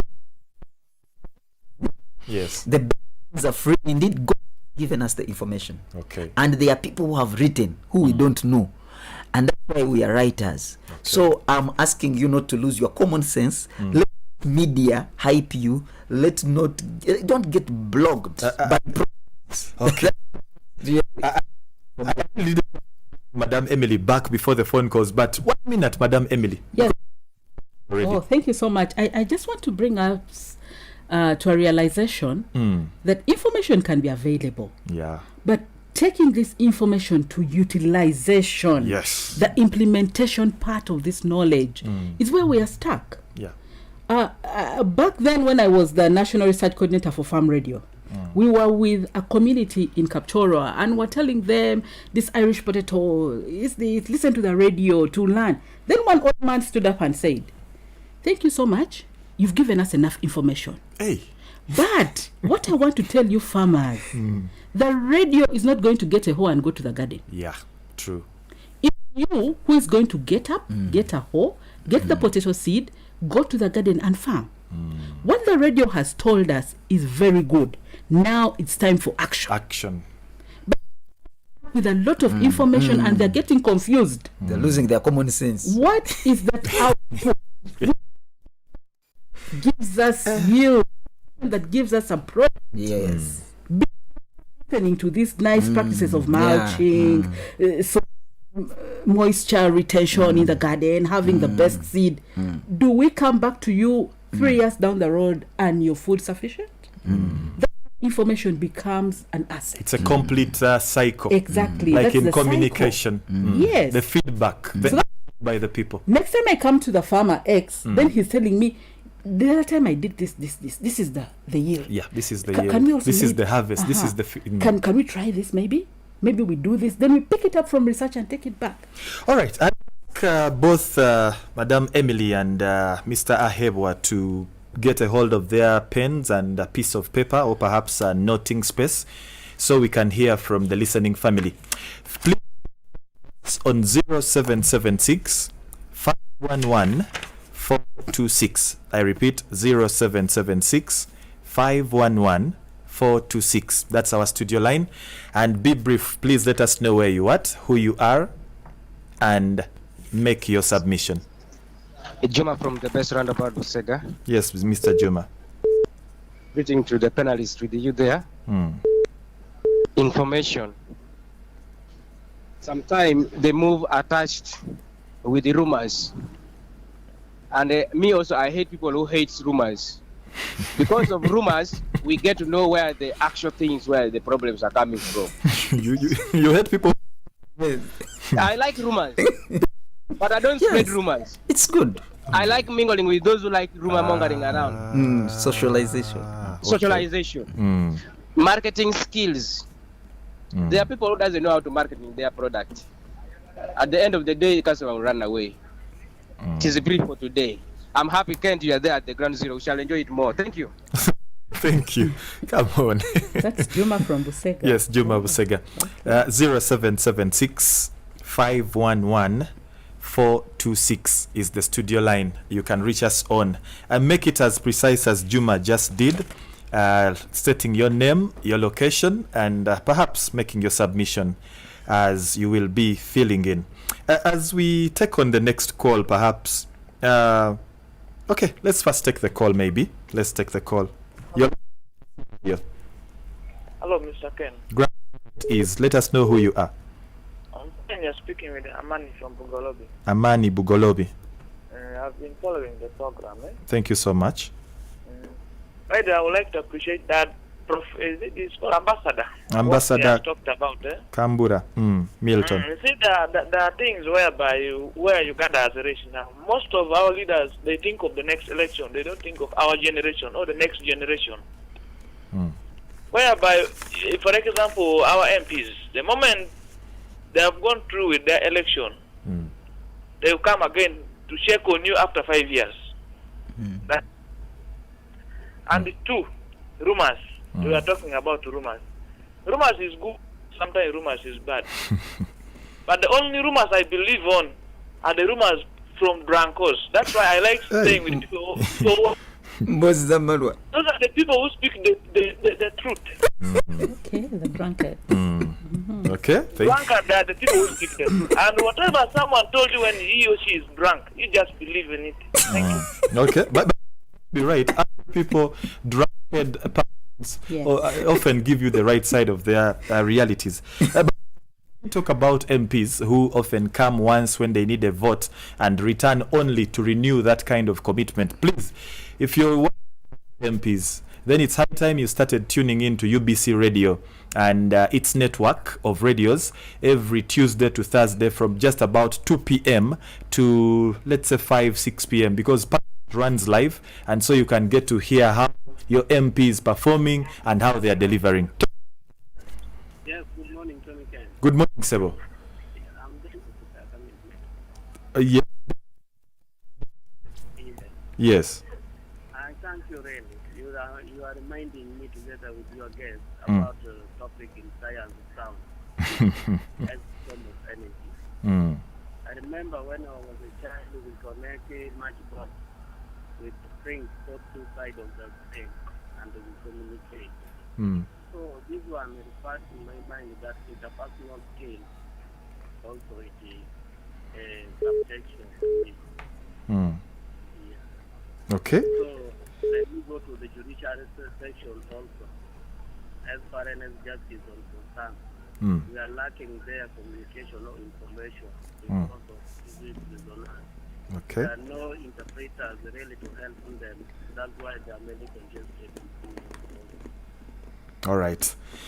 He actually highlights that is Ochakachon Dennis in Nebi. He's highlighting a particular problem in the judiciary. Not so many of those prisoners are having the right service come their way by way of people that understand their language, interpreters. And I think it also reflects with someone who shared with me and told me government agencies do not have, for example, in communication, people that are experts at communication. They are lacking, they are wanting. Let's take the next call. Ground Zero, you're live. Yes, hello. Good morning to you, Sebo. Yes, how are you? Fine, Sebo. How are you today? Yes, me, I'm okay. I'm Gleba Maxwell from Maracha. Maxwell Maracha.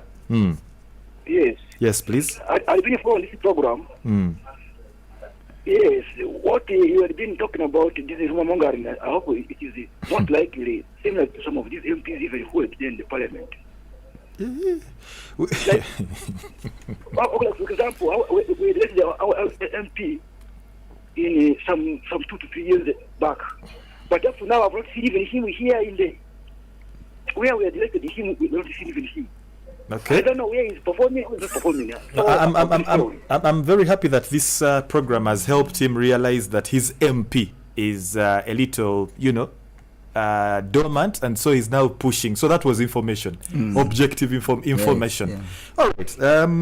Please let's not assassinate, but perhaps simply highlight the problem in your area in line with information and how it has, or the lack of it, has curtailed the development of your area. Let's take perhaps one last call or maybe two. Bernard Kwania. I just said Magic 100, but anyway, we are live on Magic as well. That ambassador I was talking, most of our leaders nowadays, I don't know what is going on with them. Even if we are a leader for tomorrow, we are not giving them those information. We examination, but without that is what were listening. What my ambassador was talking, they talk without anything. We talk the real things. So you're basically saying an adjustment to how we are teaching would be. Rumors is good. No, but this down to rumors. It only came because Juma Busaga coined his point that way, but we are talking about rumors. We are talking about information and how it's helping us in development. Yes. This is Norbert from Terego. Norbert Terego. Yes, please. You're welcome to the Ground Zero program. I really want to thank you guys for all this information you have given. Thank you. When Ambassador was talking about these things related to PDM things and what? Emyoga. Mine is all about this Emyoga. Emyoga was the first one. Now it is the PDM. This thing has brought a lot of issues in the villages because money has not been moving around. People have been very calm and so good. But now money has gone like dreaming at night. You dream like you have owned a car and you are happy. You wake up and you find there's no car. But you will be happy that I will have it in the long run. Now, in the village, you find so many people are dying because they have got unexpected money. They are drinking too much. They go on the road the way they want. Because they lack information. They lack information that is financial literacy. Or perhaps financial literacy for sure. How this money should be given to what kind of people? And how should this money be moving in the villages? Because we don't have money in the village. And now you are bringing money in the village. How are people going to be convinced without to information use this money? Without information. And people are dying here. So many people are dying. All right. I'm really sorry for this, but that's how. No, there is no need to be sorry. It's a reality that we need to check into. But maybe perhaps a correction to make as we take the very last call. Ambassador Kambura did say that these projects, the programs are failing, Emyoga, PDM. I want to correct that statement. They are not failing, but they are facing some challenges. Yes, they are not failing, but they are facing some challenges. Last caller, Ground Zero. Hello. Good morning. Morning. How are you? I'm fine, Sebo. What's your name, please? My name is Francis Bukedea. Francis in Bukedea. Yes, please. Information and I'm Francis, unfortunately, I'm going to terminate this connection because it's not giving us any yield. And perhaps because I've terminated that, I'll take the very last one coming through right now, so we can have a conclusion falling into the last minutes of this particular hour.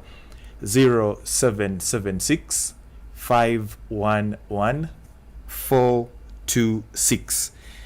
Meanwhile, maybe perhaps I'm going to split the last, let's see, 7, perhaps 8 minutes of the show into 2. Unfortunately, we cannot return back to Ambassador Kambura for a conclusion, but apparently Mr. Sam Ahebwa and Madame Emily Arayo, you could actually take advantage of Ambassador's absence, sharing the minutes into a symmetrical portion. Conclusively, people have shared, many have spoken, others are pointing at politicians. Perhaps where does this now, scale our energies so we can find a solution as a country? I will start with Madame Emily. Thank you so much, Kent. Thank you so much, listeners who have called in, and I'm glad they're calling in from the diverse parts of the country. Maybe I'll just want to start with Dennis Ochakachon from NEBI, who is actually concerned about the interpretation services in the judiciary. Yeah. Of course, it's something that sometimes we assume is the obvious, that people will be helped to interpret for them what the law, what is required of them, and them also expressing in response. Yeah. I think this is more of an administration issue, and it's good it has come through. So I believe people in the judiciary will pick this up. Then I also would like to talk about someone, Bernard Otto from Kwania, who is saying that the children are just trained to pass exams. Of course, understanding comes with knowledge, and it comes with uptake, and then information and knowledge, which then results into wisdom. So if we are teaching our children, we should teach them to understand and pass the exam. Yeah. Unfortunately, we hear people being arrested for leaking exams and denying them as well, sometimes Yes. sitting those exams. But this is really unfortunate, because people need to understand in order for them to be examined. That's when we know you've reached this level and you've achieved this mark, so you are at a rank that requires promotion. Otherwise, we have a doomed future. Then, of course, most of that we're talking about rumors. Most of the callers, it almost became a rumors thing, maybe because Juma had already highlighted that from Busega. Juma is their opinion leader. He's a torchbearer. Also, not to forget that, the grapevine is an area to start from. Yeah. Sometimes there are people who can't speak out their mind. They feel they'll either be convicted or be shut down when they come up and speak to the right people who are responsible for handling such information. So they begin to speak around in mamas, in small groups, and it goes to gossip. And of course, everyone adds their bit. So by the time it comes out, it's another story altogether. So we have these laws in the country. We have the whistleblower laws. We have people you can confine in, like the places of worship are quite good examples where people go for counseling. They can even confide in those people.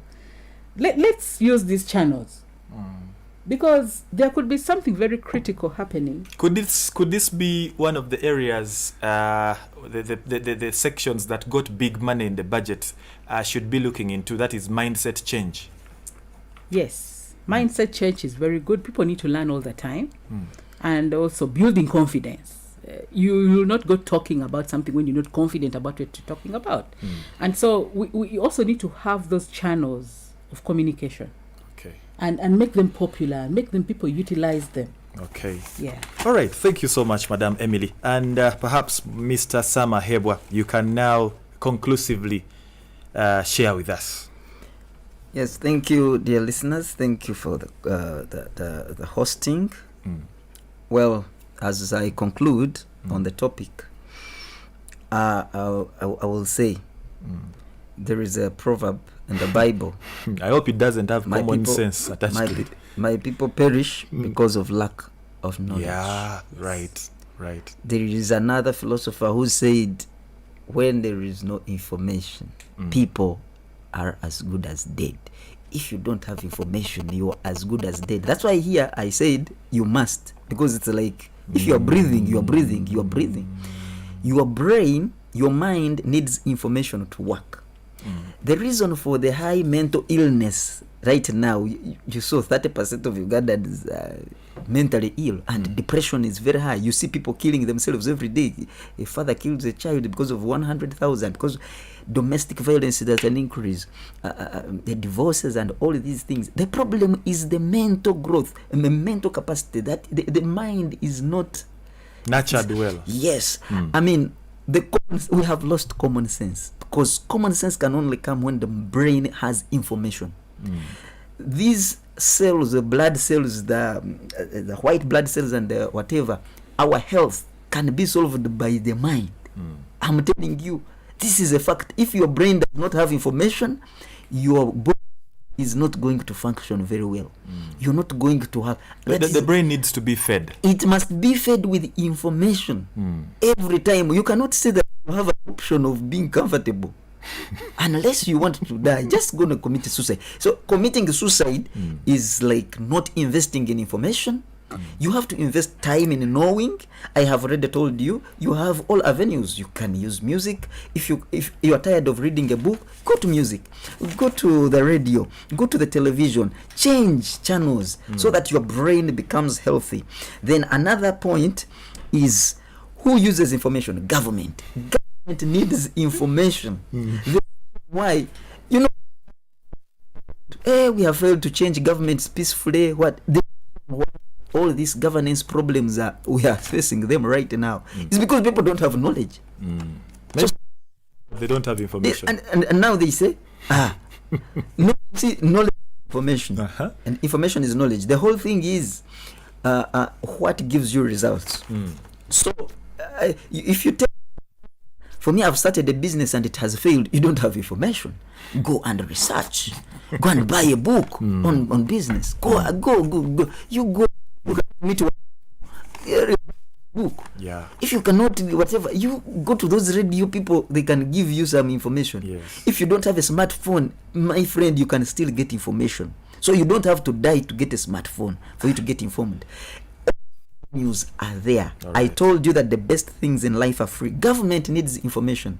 So the reason why all these institutions are fading, you see, that's why I wrote a book on making institutions work. The reason why all these programs maybe are facing challenges for fighting social problems is because government does not have information.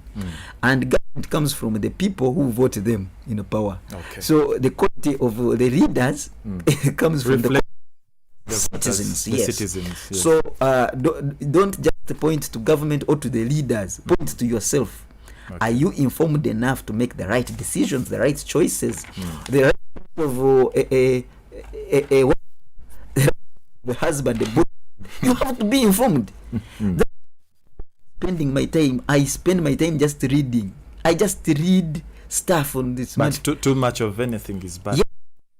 Too much information can make you lose common sense. But I am very and there is one philosopher who said the mark of an educated mind is to entertain a thought without accepting it. Wow. So you don't think you are listening to. You have to believe in every room. That's why these guys, they love the Mbozi Zamalwa socialization there. That's why we are talking about rumors. They love it. You can entertain them, but you won't accept everything. Okay. So it is very that government invests a lot in research, because actually the Ugandan government is very poor at investment in research. Wow. It's very poor, and that comes from the personality of the citizens. I'll be talking to the producers of this program to find us a talk on that, so we can dispute or disprove that fact. It is now. Google dispute the allegation. Is here. She's from Naro. We how many research institutions do we have? So we just have Naro. We have this research virus, but the research virus is invested. Its investment is from America, so it's not from the government. So if you go, most of them by donors. All right. Of government into these things, and also we need investment in public libraries. We need information dissemination. The national library is still lacking. We don't have a national library libraries in all over the country. They are very limited, and so my books won't be read. People won't get my CDs, my DVDs, because we always give them for free. Yes, to the national library, but the libraries are limited. So it means there is need for commitment of government to disseminate information, because now media, it is very difficult now with the private sector. For them, their business. But you see the problem we shall get is our time management is also poor sometimes, so it keeps information flow. But book, what books you have? Just one title, so people can look out for it. Yes, one of them is The Nature of Poverty in Uganda. Yeah, the subtitle is Why Uganda is Vulnerable to Poverty by Ahebwa Samuel. Okay. Yeah, so they can libraries. It's not yet available. Can we have it available on audio? Yes, you can just look for me on media. You can get me on WhatsApp 0703 612 555.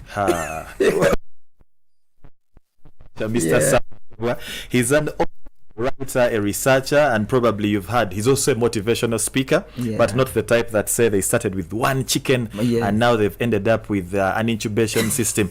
With Madam Arayo Arinaitwe from Naro, she's the development communications officer there. Thank you so much, Madam Arinaitwe, for your time and commitment. Thank you for hosting us. And as well, we thank Mr. or rather Ambassador Kambula Milton, who is a peace ambassador and the global peace ambassador. He shared with us online, and eventually we had to let him continue following the show to this particular time.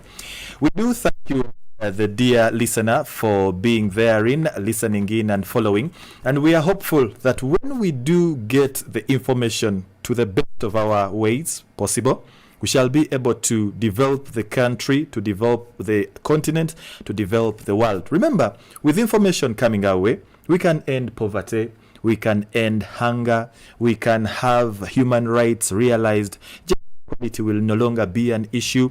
Empowerment of the girls, the women will also be no more an issue, because we shall have achieved it. And perhaps we can better protect our natural resources, our environment, our world. The biggest discussion today might not necessarily be war, but climate change. But hey, with information, the information we need, all we can achieve. It's been your Ground Zero program for this particular Saturday, and it's been streaming live on Magic 100 FM, Butebo FM, West Nile FM, and of course the mother station UBC Radio. I do thank the team that's made this possible. That's the technician in house, Mr. Hilary Katuri, my producer Bob Brian Mugisha, the station manager Allen Musimenta, and the radio manager Mademoiselle Doreen Ndezi. My name is Kent, and I shall see you next time. That was Ground Zero Season 2, a production of Uganda Broadcasting Corporation, UBC, inspiring Uganda. This is Independent Sound. UBC has 11 sister radio stations spread throughout the country to educate, inform, and entertain.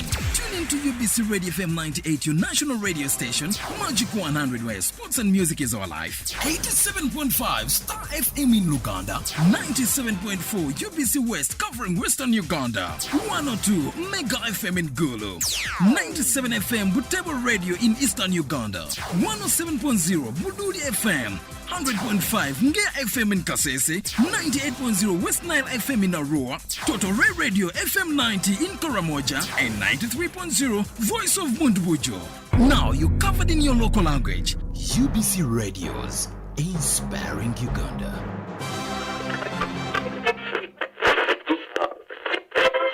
Poverty in your life is just about to die. The Parish Development Model, PDM, is here to transform your life. Now me, Mariza, a villager with one goat. How can I even benefit from this so-called PDM? Mariza. What, neighbor? Mariza, stop complaining. I have overheard you complaining about the Parish Development Model money. But what you need to know, everyone who earns below 1 million shilling per year like you can benefit from PDM. Tell me how. What you need to do is simply join an enterprise group of other goat keepers in our village. Then our LC chairperson, the one you know, will guide you on how to register your enterprise. Our vegetable growing group is already registered. Really? Yes. Let me do it now. Just do it now. Thanks, neighbor, for opening my eyes about PDM. You're welcome. Let me even hurry and go to the chairman. Where are my shoes? You hurry now. The Parish Development Model is an initiative of the government of Uganda through the Ministry of Local Government designed to transform the lives of all Ugandans for the better. PDM, my parish, my development, my life. UBC Radios, inspiring Uganda. PDM. It's hot. We busted. We didn't know exactly what the problem was on the ground. There is no pretending about the effect of this thing. There's no pretending about it. Nobody should. It's a problem. It's balanced. This is not the stage at which you start planning to tax a commodity like coffee, especially from down there. It's intellectually engaging. The Constitution provides that the land must be registered under the customer tenure system, which is one of those that's recognized by the Constitution. Ground Zero Season 2, live and syndicated on your public and national broadcaster. UBC, inspiring Uganda. It's the Bundesliga, German football league at its best. They've got the support of the crowd right behind them even before the game starts. Tune in to UBC Radio every Saturday for the live game commentary, analysis and prediction. Sané's gone from distance. Oh, Sané! The Bundesliga, brought to you by Uganda Broadcasting Corporation in partnership with Deutsche Welle. What a finish! Timo Hubers with a Bundesliga. This your go the bad go Kutege kalusania Umburu mukwano laba rendese Kagali kakakalia Kabali medeko bobanzo weke Onsumagiza nyontama Njagala kumanya choli Lave kozeza netama Bulira gwe choli Baby, you're my life, oh Keba beba maje You're the one I can fight for Nice and easy Baby's on my life.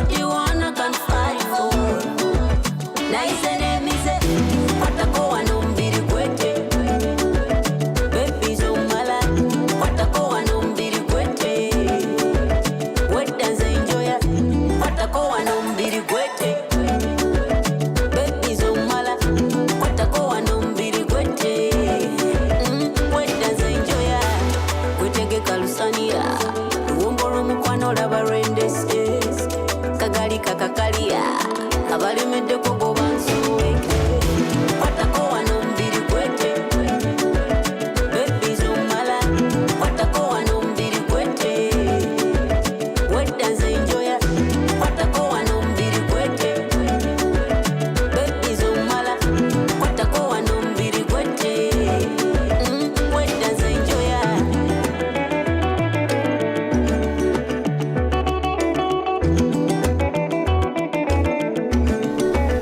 This is UBC Radio. Tune in for news. At UBC Radio, we bring you Uganda's latest news and information. Focus on Parliament. What we need to do, the Prime Minister must give us the position before we finalize with the budgeting process. Enjoy sports. The environment. Politics. The mission we have is socio-economic transformation. Health. Entertainment. Updates in education. On the farm. Keep tuned into UBC Radio. Inspiring Uganda. Take a walk of literature in the Journey program. A memorable walk of life into creative writing, arts, fiction, and non-fiction every Saturday from 12 to 1 p.m. only on UBC Radio. From Julius Ochwinyo.